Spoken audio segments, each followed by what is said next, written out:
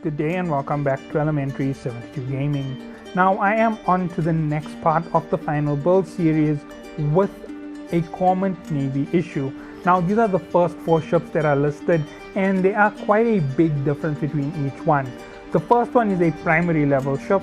The Cormorant 2 is, sorry, it's not Cormorant, it's the Cormorant. The Cormorant initially is just a basic vessel. Then there's the Cormorant 2, which is a little bit of an improved version. And then there's the Cormorant Navy issue. Now the difference between this and the regular issue is the fact that it has one more mid slot. Now with 3 mid slots, it changes your entire battle strategy. It gives you a massive edge. It makes it possible for you to do things that you wouldn't normally be able to do. Example, taking on a very fast frigate. If the frigate gets too close, you have the ability to utilize its speed with a double Weber fire, for example, or Weber fire and a scrambler combo. Depending on how you're going to fight and where you're going to play, this will make a big difference for how you end up utilizing it. Using it against small ships, you aren't really going to worry so much about the effects of someone using a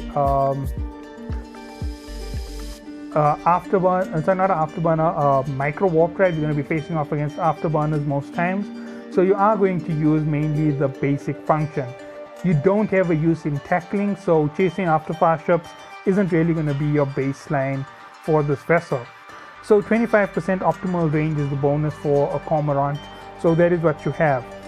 Plus 5% railgun damage and plus 37.5% optimal range. Now you did lose one benefit from the previous version, and I'm not sure exactly what that benefit was, but what you have gained here is a much higher output of damage, 1/4 extra, and from 4, a quarter is one whole weapon. So that means you're actually equal to having 5 guns on this vessel as a baseline. So I will be adding that into my calculations when I give you the firepower of the vessel, and that will put it up to about 150 overall output. It's actually way higher. It's about 156, 157. But that is the thing, the ship has that much of baseline firepower before you add in the benefits of its class. So you'll see exactly what I mean when I go through with the build. It also has a 25% shield bonus and a plus 25% scan resolution.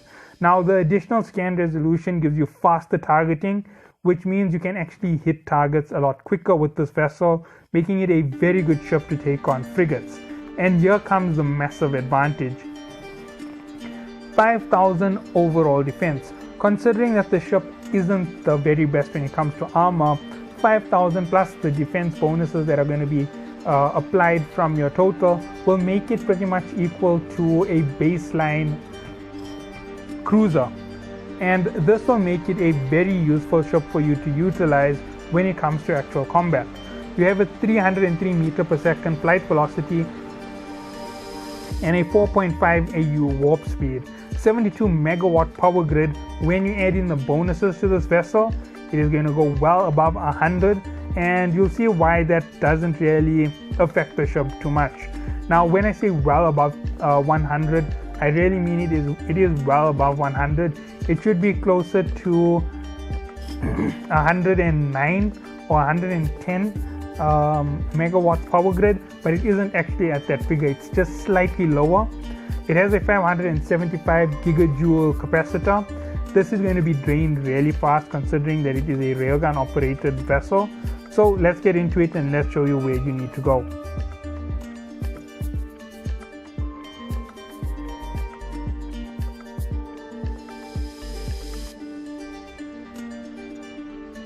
Okay, so rifled railguns are going to give us our advantage.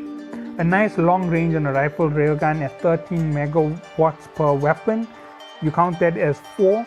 The reason why I'm not even touching snub-nose is, even though it would be effective with this particular vessel, it isn't fast enough to actually make a very big difference in combat.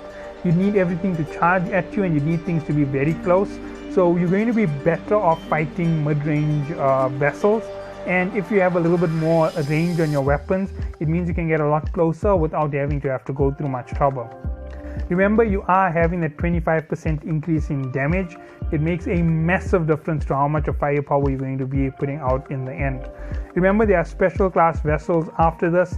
This isn't as large as the frigates that took me so long to cover, so you should see me progress through the series a lot faster and a lot easier, because the difference in grades only has minor changes to the ships. You're only going to see a change in 1 or 2 items on them, like the number of mid slots and the engineering rigs stay the same. You're going to see 1 or 2 with 3x3s, but not a lot of them. Okay, so a total of 52 megawatts gets drained out by the weapons, but you are effectively gaining an extra by the damage added to the ship. Okay, 52 megawatts, and let's go to mid slots. Now here is where things get a little bit complicated, because there will be 2 options. With the Predator Stasis Web of Fire, you lose 1 megawatt, right? And you will keep a Predator Stasis Web of Fire. Your whole idea is to prey on the smaller vessels. Now the Warp Scrambler, on the other hand, is an optional extra. It's 7 megawatts to what would have been the same as the Cormorant 2, which would give you an addition of 12, which means you don't lose anything if you're going with this option. You can still go with it, it is fine. But I wouldn't actually go with it. I'd go with the double stasis, not stasis Web of Fire in the Predator series. They definitely will help you. A Fulcrus Nosferatu will definitely help you as well, with a 9 megawatt knockout. Now I already gave you that we're going to have a lot of excess power on the ship. I don't really have to worry, even with what I'm about to give you. It's not going to reach maximum and kill the ship, right?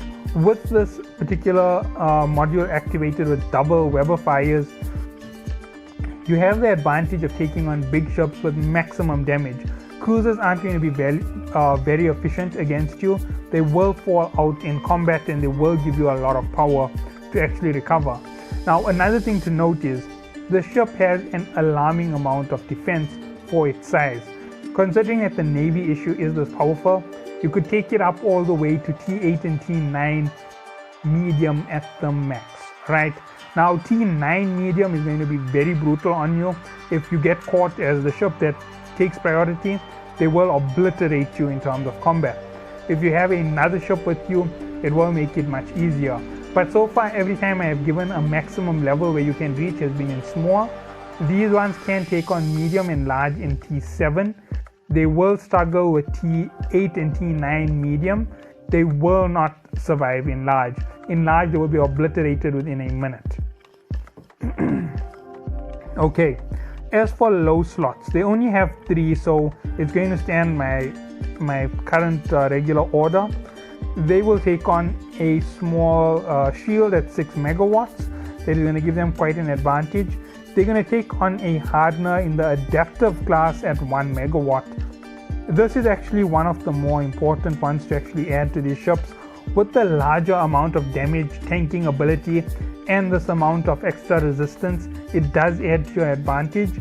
You will see a slight change in where I'm going to go in the next part of the ship. Unlike the previous one, it's going to go in a different direction in combat rigs. And we need an afterburner to finish it off. Right.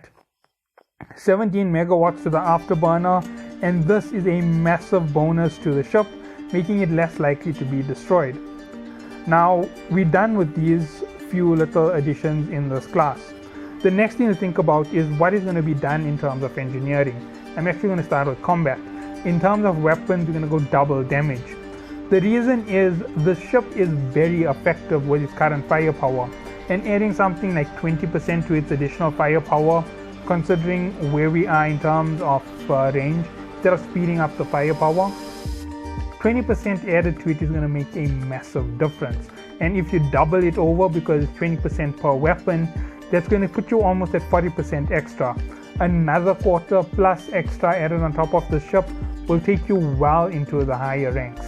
Now, considering that you are already at 150 and then you have to add in the bonuses of the ship, not the ship, of the weapons, that's going to take you up another 50%. That will take you all the way into the early 200s, around 220, 230. If you add in the next bonus of 40% to 230, 230 plus 40% is going to make it a really powerful ship. You're going to be somewhere in the range of about 270, almost breaking the 300 mark on a rear gun carrying vessel. Now understand that this here will be effective against small ships. You'll be able to swat out frigates very quickly and other destroyers. You hardly are going to face against Navy issues, but when you do, they will be slightly tanky just like you are, and it will take a little while to actually destroy them. Keep that in mind when you are doing these particular upgrades. I hope that you all do enjoy the video. Oh wait, sorry. The last part is engineering. One semiconductor memory circuit to give you a faster recharge, and one auxiliary thruster to make you a little bit faster. You could always sacrifice your power grid and go with double auxiliary thruster. It will help you in combat as well. So that's all from me for this build. Hope to catch you all in the next one. See you all then and have a good day.